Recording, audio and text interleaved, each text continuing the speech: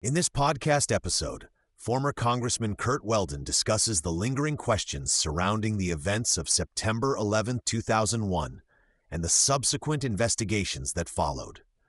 Weldon, who served in Congress for 20 years and was poised to become the chairman of the Armed Services Committee, shares his insights into the failures of the U.S. government in preventing the attacks and the cover-ups that ensued. Weldon emphasizes that 9/11 was a pivotal moment in American history, fundamentally altering the nation and its policies. He reflects on how the attacks changed the United States forever, creating a climate of fear and suspicion that led to significant changes in domestic and foreign policy. He argues that the 9/11 Commission report, which was supposed to provide clarity and accountability, has left many questions unanswered and is riddled with inaccuracies. Weldon expresses his belief that the 9/11 Commission was a cover-up, stating that it failed to address critical issues and evidence that could have shed light on the events leading up to the attacks. He recounts his own experiences and frustrations, particularly his inability to testify before the Commission, despite his extensive knowledge and involvement in national security matters. He highlights the fact that many officials who were in positions of power during the attacks share similar concerns about the Commission's findings. Weldon discusses the failures of U.S. intelligence agencies, particularly the CIA and FBI, in preventing the attacks.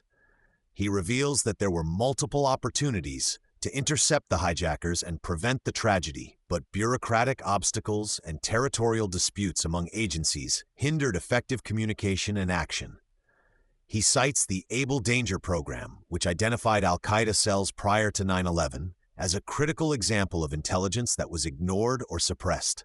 In the wake of the attacks, Weldon became increasingly vocal about the government's failures and the need for accountability.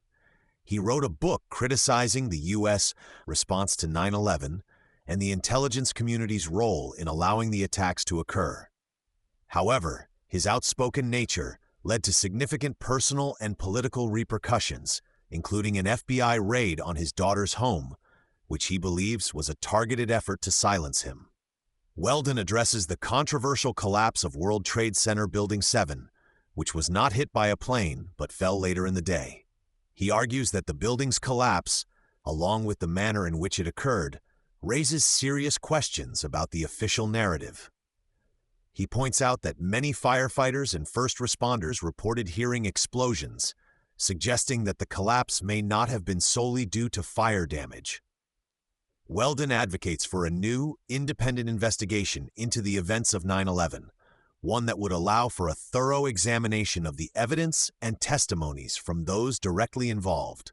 He believes that a presidential commission should be established to investigate the failures of intelligence agencies and the government's response to the attacks. He emphasizes that the American people deserve to know the truth about what happened on that fateful day and the events leading up to it. Throughout the discussion, Weldon highlights the political motivations that often cloud the truth. He expresses frustration with how political agendas can overshadow the need for transparency and accountability. He believes that the American public has a right to know the truth about 9/11 and that the government must be held accountable for its failures. Weldon shares his personal experiences and the emotional toll that the events of 9/11 and the subsequent fallout have taken on him and his family. He reflects on the sacrifices made by first responders and the need to honor their memory by seeking justice and truth. He remains committed to advocating for the firefighters and their families, ensuring that their voices are heard in the ongoing conversation about 9/11.